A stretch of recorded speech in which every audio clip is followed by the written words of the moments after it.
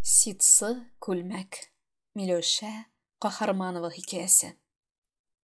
Кинәт саксыз итеп чолан ишеген кактылар. Ах, кем шакый шарачык йортка? Гәүһәр гадәтенчә урам як тәрәзәгә күз атты. Я кеше ләңгелдәп тавыш бирер иде. Кайсы яктан килеп керде икән бу? Арадагы җир капкадан дисәң, хәзер аннан кем йөрсен? Ул арада тегесе ишеккә тагы бер кагылып, «Хозяйка!» дип тә җибәрде. Ах, урыс бугай. Гәүһәр итәгендәге корама астыннан шуып чыгып, күз алмаларын шөкәтсез зурайтып күрсәткән лупалы күзлеген салды да, озак утырудан катып киткән билен кул сырты белән уа-уа тышка юнәлде. Иду, иду! Чыкса, урыс дигәне кап-кара башкорт. Башкорт кынамы? Бәй, Әкрәм, син түгелме? Танырмы дигәндәй, авызын йырып эндәшми торган ир көлеп үк җибәрде. Мин шул, Гәүһәр апа, танымый торасыңмы? Аннан капыл исенә төшеп, кулындагы төргәген күтәрмәчтенә ыргытты да, кабаланып, кушучын сузды. Сау гынамы, Гәүһәр апа? Гәүһәр дә тупсадан төшеп, үзенә сузылган әллә нинди язулар белән чуарланып беткән көчле кулларны җылы учларына сыйдырырга тырышып тоткалады.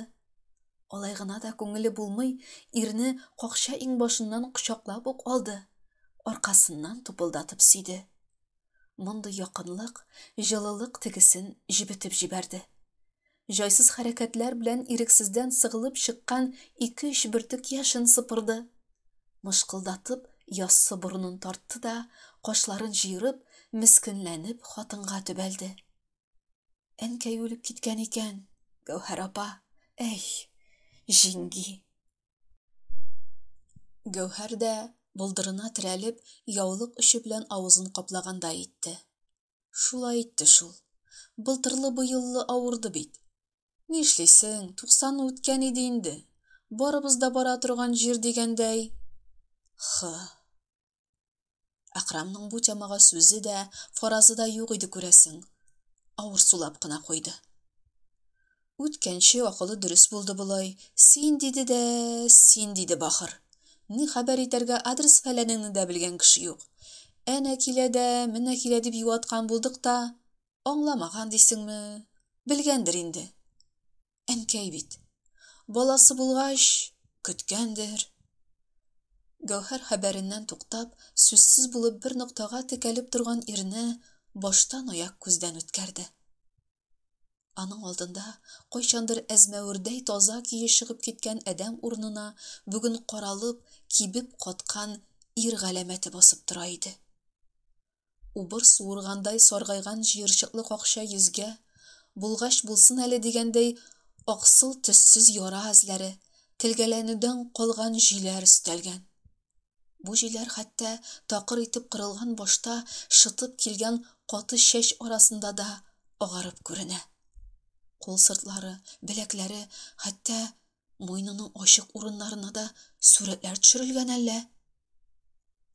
Арык гәүдәгә эленгән спорт костюмы да үзенә олы абысының киемен кигән үсмер малай кыяфәтен бирә. Кыскасы, кайчандыр күршесе булган сөлек кебек Әкрәмнең ямьсез күләгәсе генә килгән иде бу кешедә. Ә бит заманында бар дөнья аның алдындагы тәлинкәдә ятканда иде. Ах, нишләп урамда торабыз соң? Әйдә өйгә, Әкрәм, әйдә. Капыл калкып, күтәрмәгә үрмәли башлаган күршесен сәер кунак беләгеннән кисәк тотып туктатты да, бу дорфалыгыннан уңайсызланып китте. Тыши, извини. Гәүһәр җиңги, мин сезгә бер әйбер генә кертеп чыгыйм дип килгән идем. Әйдә соң чәй артында. Юк, кереп тормыйм, җиңги. Уңайсыз булса да... Гәүһәр ирнең ниндидер мөһим нәрсә әйтергә теләгәнен аңлап, киредән булдырга чүгәләде. Әкрәм акмык итте. Сүзен нәрсәдән башларга белми изаланды да, ахырда җаен таба алмый, бая читкә салган кәгазь төргәген хатынга әйтте. Сак кына төргәкне ачкан хатынның күзләре кара җирлеккә, зәңгәрле кызыллы миләүшәләр сибелгән ситсы тукымага төште. Ничек матур. Үзе бармак очлары белән генә тукыманы бер сыпырып, сораулы карашын Әкрамга күтәрде. Матурмы, җиңги? Ошагач, сезгә булсын. Тамагына килеп тыгылган төерне көчкә йотып җибәреп, шул тукымадан күзен ала алмый сүзен дәвам итте. Әнкәйгә дип алган идем. Үлгәнен белмәгән идем бит. Монда килеп төшкәч кенә ишеттем. Әйткәләгән иде үзе. Берничә тапкыр инде. Ситсы күлмәк кидерсәң дип. Үзем дә уйлаган идем. Матур тукыма алып кайтырмын да, сездән күлмәк тектереп кидерермен дип. Булмады инде. Ичмасам сез киярсез. Гәүһәр нәрсә әйтергә дә белмәде. Бер яктан үзенә тәгаенләнмәгән бүләкнең чарасыздан килеп юлыгын да аңлый. Икенче яктан җаны әрнеп торган кешенең теләген ничек кире какмак кирәк? Ризалыгын белдереп, тубыгында яткан төргәкне тагы бер-ике кат сыйпап кына куйды.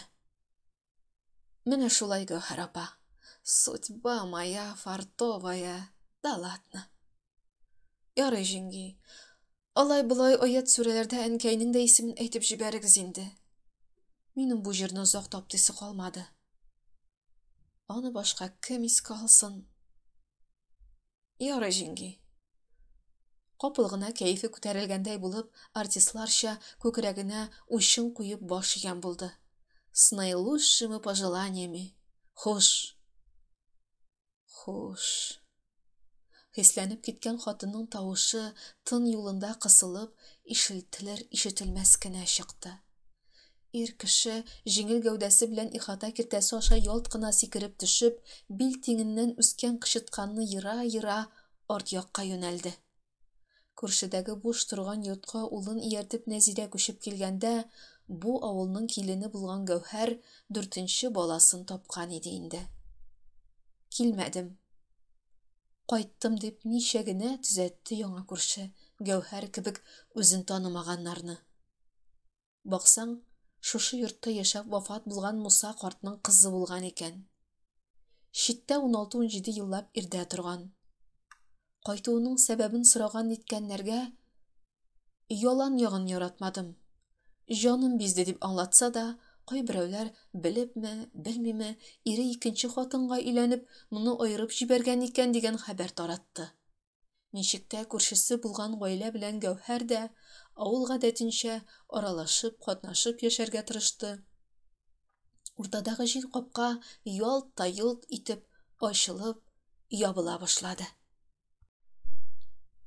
Нәзирә пышылдауга күчә. Аңа нишләп әйтәсең соң? Хиршел барыга кушты диң дә кит. Бүтән нәрсәне иргә сөйләп торып ни? Ул интегәме? Син интегәсең.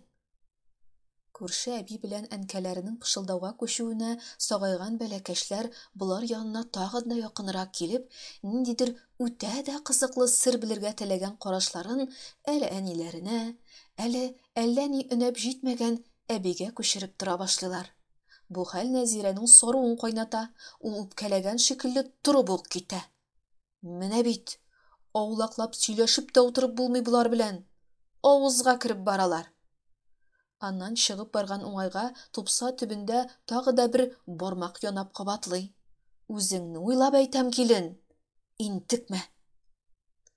Күтәрмәдә сузылып ятып уйнаган сабыен өстеннән атламас өчен аягы белән генә этә биреп шудыра да, галошларын кигәндә үз алдына сөйләнгән булып, шулай да иштәгеләргә ишетелерлек итеп әйтә. Бала да булдымы байлык. Авыр уйларга чорналып калган ананың аптыранган карашларын тотып алган 10 яшьлек кенә олы кызы ниндидер хәвеф янаганын сизенгәндәй йөгереп килеп каршысына баса. Нишләде әнкәй? Нәзирә әби, җаныңны китердеме әллә? Аның янына чак кына бәләкәчрәк тагы берсе тып итеп баса. Кайгырдыңмы әллә, әнкәй? Жауап көтіп тіпәлгән, ішкірсіз соф қарашлардан бір қатлы, әмма шул ук вакытта үтә дә кайгыртучан, борчулы сораулардан ананың баш очында кайнашкан кара уй тойгылары өркеп тузгышып оча да, ул ниһаять ихлас елмаеп җибәрә. Хәзер, бәбекәйләрем, тәбикмәк пешереп, шәй эчеп алырбыз. Ике сыер, ат, берничә кәҗә сарык ияртеп кайткан Нәзирәнең өй эчендә дә каралты мазары, савыт-сабасы күзгә күренерлек кенә иде. Моңа да ачы теллеләрнең гайбәте җитте. Нәзирәдән карты бөтен мал-мөлкәтен биреп чак котылган ди. Туган ягында 8-не тәмамлагач, Әкрәм укып нитеп тормады, колхозга мал карарга урнашты да, зур кирза итекләрен селтәп атлап, ашыкмый гына сызгырып эшкә китәр, сызгырып эштән кайтыр булды.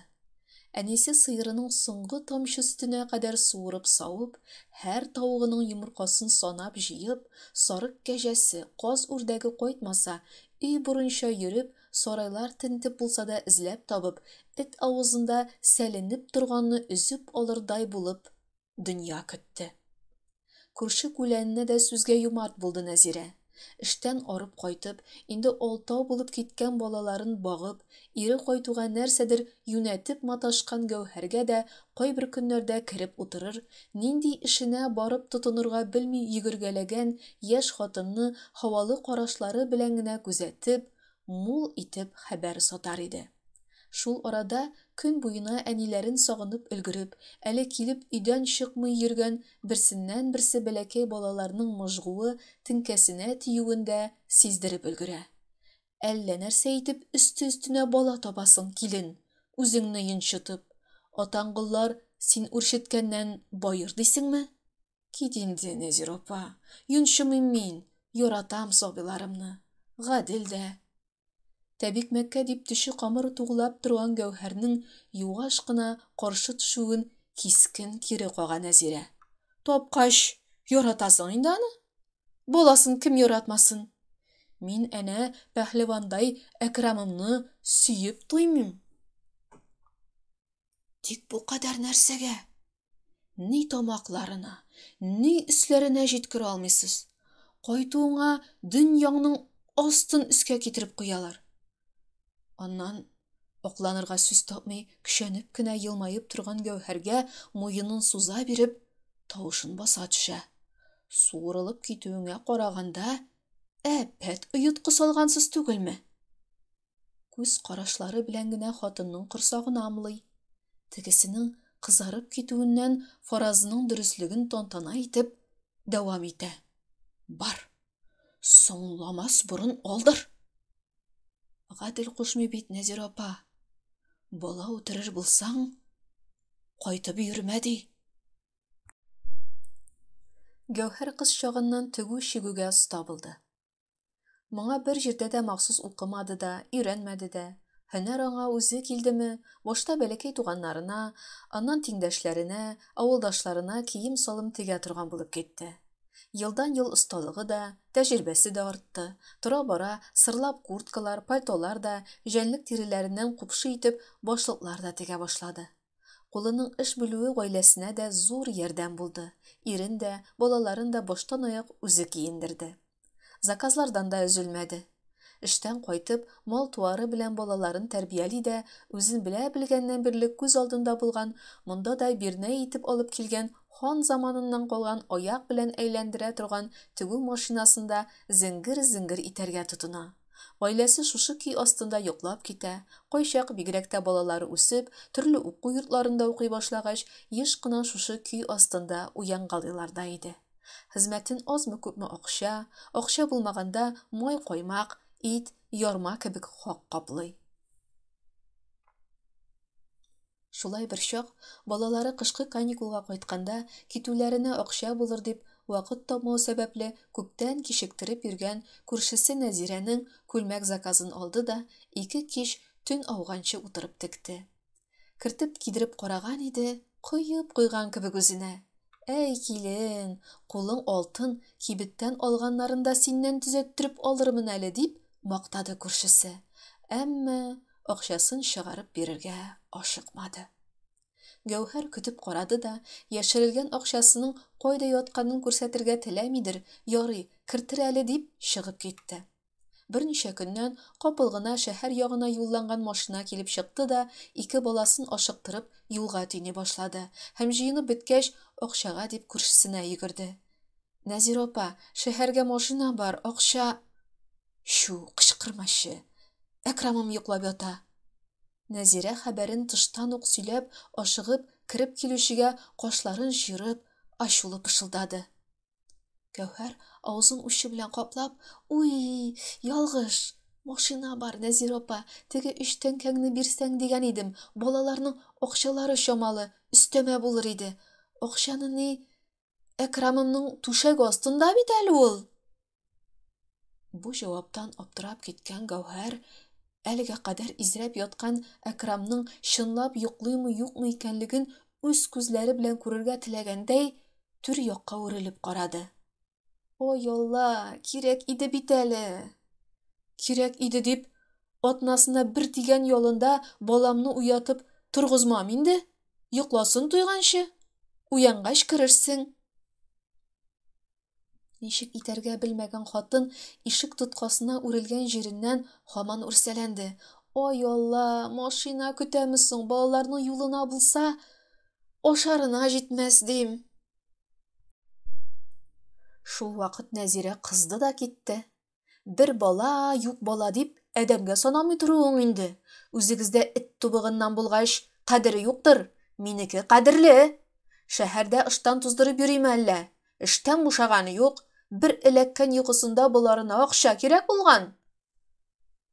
Башына салкын су куйгандай булган Гәүһәр каршы бер авыз сүз дә әйтә алмастан тышка ташланды.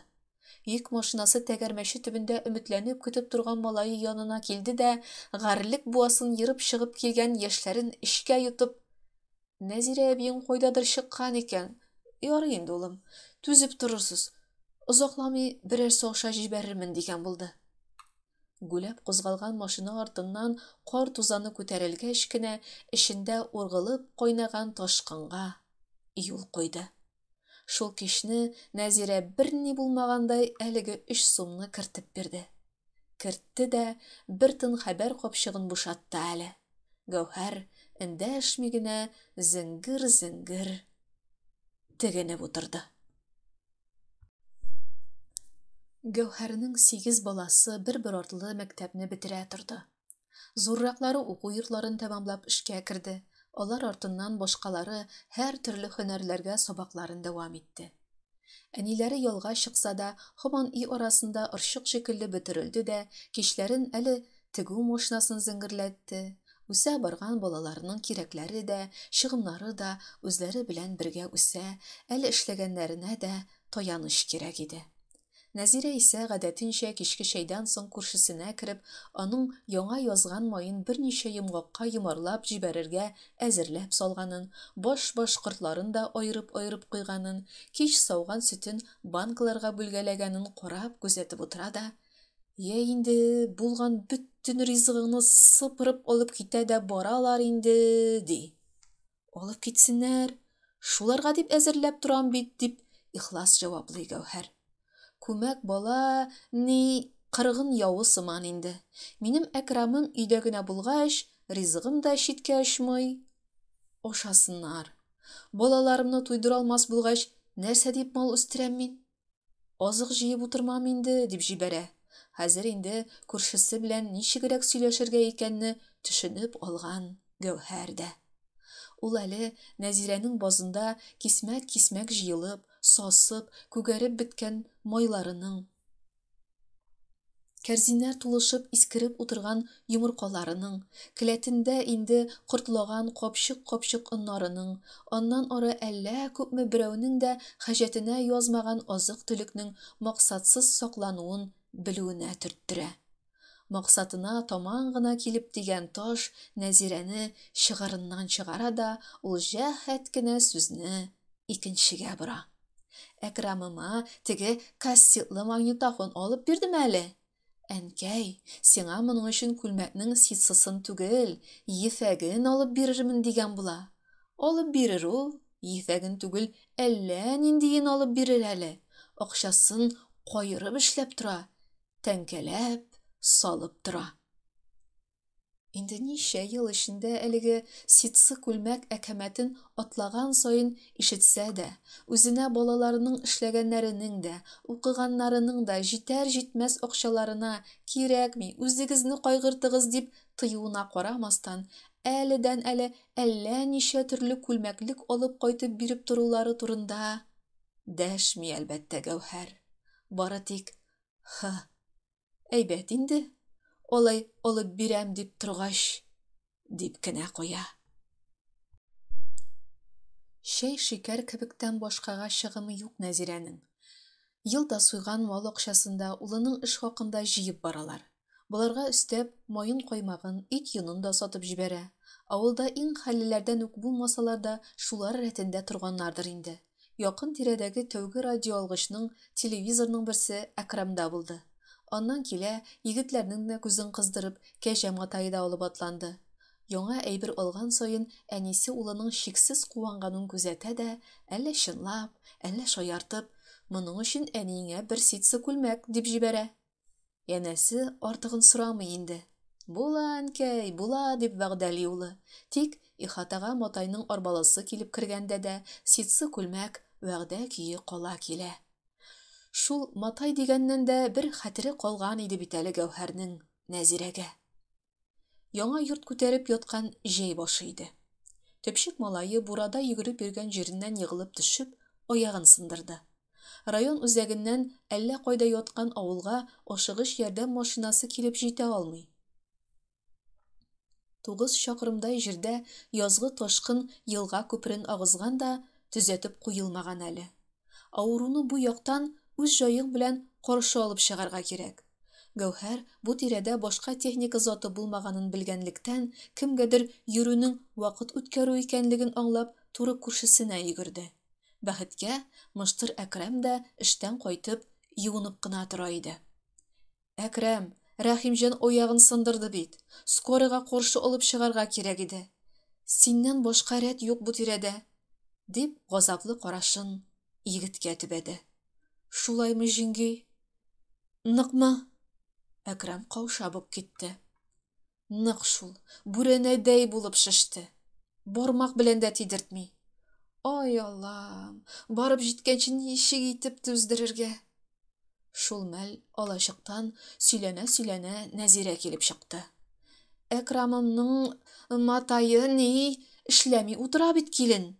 Чыбыркылап кына йөгертергә машина бит ат түгел. Шак кына бер нәрсәсе килешмәсә дә, ватыла да куя. Энәдәй шөребедә акча тора. Уенчык түгел бит, хайт иткән сайын куаларга. Бар, тизрәк йөгер берәрсенә. Гәүһәр тастымалын көрәктәй учларында уңайсызланудан бетерләп, әнисенә каршы чыгарга кыймый торган егеткә бер генә чарасыз караш ташлады да, иренең эш җиренә басуга йөгерде. Кичә кичкенә Әкрәмнең матаенда кызлар төяп, күрше авылга уенга барып кайтканын үз колаклары белән ишетеп яткан иде бит. Туктаусыз үксегән бәләкәй улын итәгендә кысып тотып, ат арбасында селкенә-селкенә җилдергәндә, инде дә шушы Нәзирә апа белән катнашмам, дип ачынып уйлады Гәүһәр. Тик малае гипсын салдырып кайтып, урам буйлап чапканда, зиңгер-зиңгер иттереп, күршесенең тәрәзәләренә яңа пәрдәләр тегә иде инде. Колхоз карабы ни гыйлә беләндер комга терәлеп, эш хакы түләнми башлагач, уйсыз-моңсыз гына фермага барып кайтып йөреп өйрәнгән Әкрәм аптырап кала. Эш юк түгел ул. Эш элекке кебек бар да, күп тә, тик хәзер хезмәт өчен акча гына бирелми. Әкрәм бәлки шулай гына йөрер иде. Аның өчен бит бер нәрсә дә үзгәрми. Шулай ук иртән тора, ашый, китә, кич кайта, аунап ята, клубка чыга.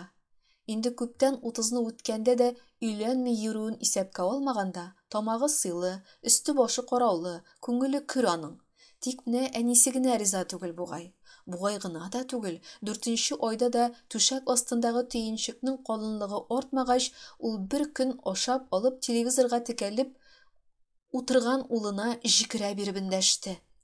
Булай утырсак, ни, хәзер хәерчеләнербез.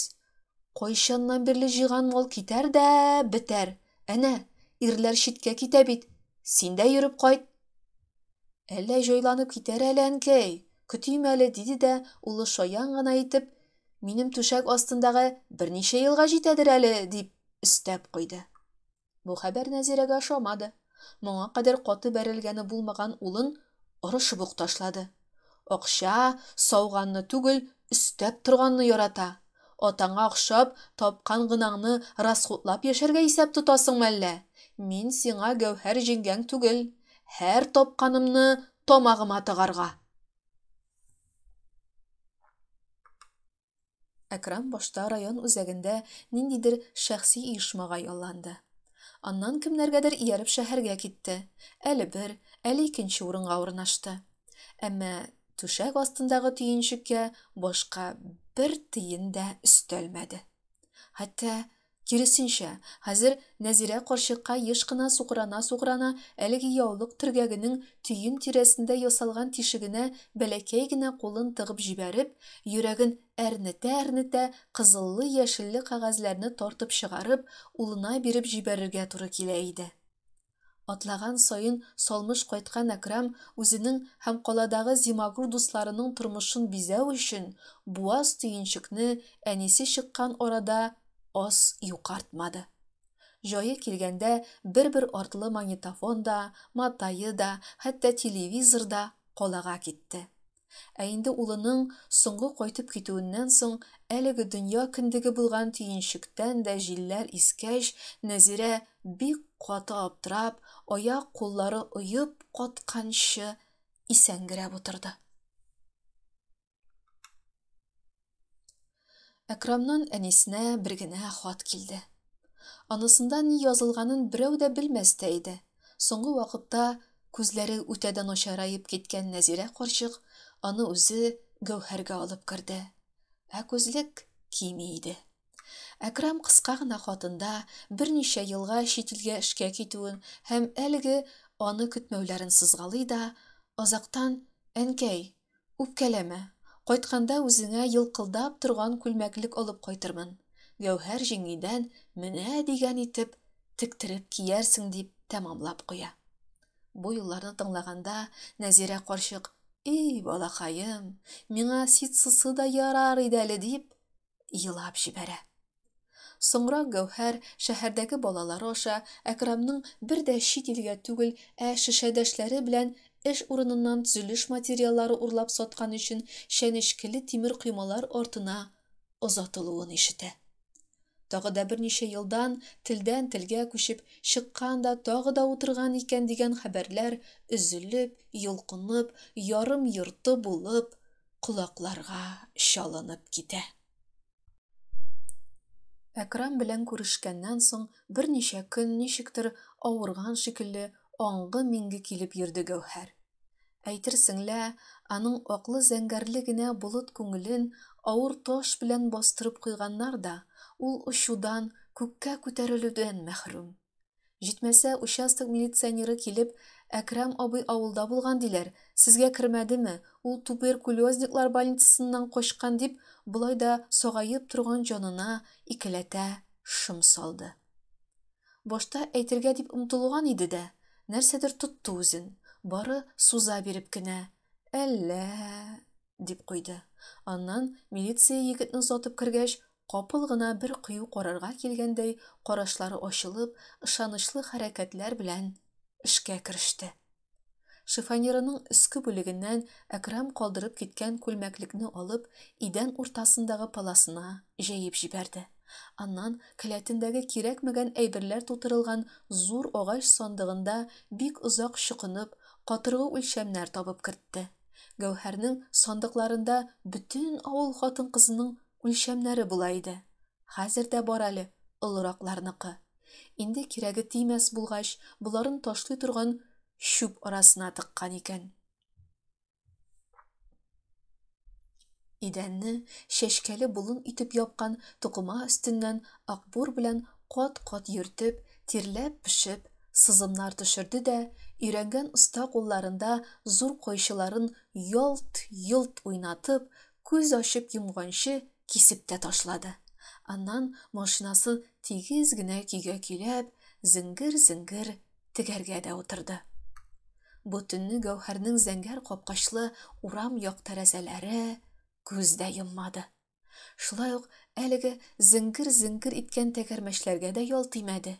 Чөнки хуҗабикәләре элекке нужа мәҗбүр иткән замандагыдай, бәлки илһамланып, хисләнеп, туктый алмый иҗат иткән остадай баш калкытмый эшләде дә эшләде. Җәйге шалт кояш кызыл укларын тау артыннан ата башлаганда, Гәүһәр кайчандыр соры тасма булып сузылган сукмакны югалтырга теләп, котырышып үскән үләннәрдән салкын чык бөртекләрен коя-коя, җилкапка аша күрше ихатага үтте. Соңгы елларда тәмам картаеп, бала шикелле үзенә тартылган, көйләүгә, юатуга, игътибарга мохтаҗ булып, аның килеп керүен дүрт күз белән көтеп утырган күршесен яткырганда да үзе багып, киткәндә дә үзе тәрбияләп куйгач, бу бер якка кыйшаеп, җиргә сеңеп барган йортның ачкычын да кемгә тапшырырга белми, кайчандыр хуҗабикәсе куеп йөргән җиргә, күтәрмә янында яткан зур җәлпәк таш астына тыгып куйган иде. Тутыккан иске йозакны чылтыратмаска тырышып ачты да, хәлсез шыгырдаган такталарга сак кына басып, туры түр якка үтте.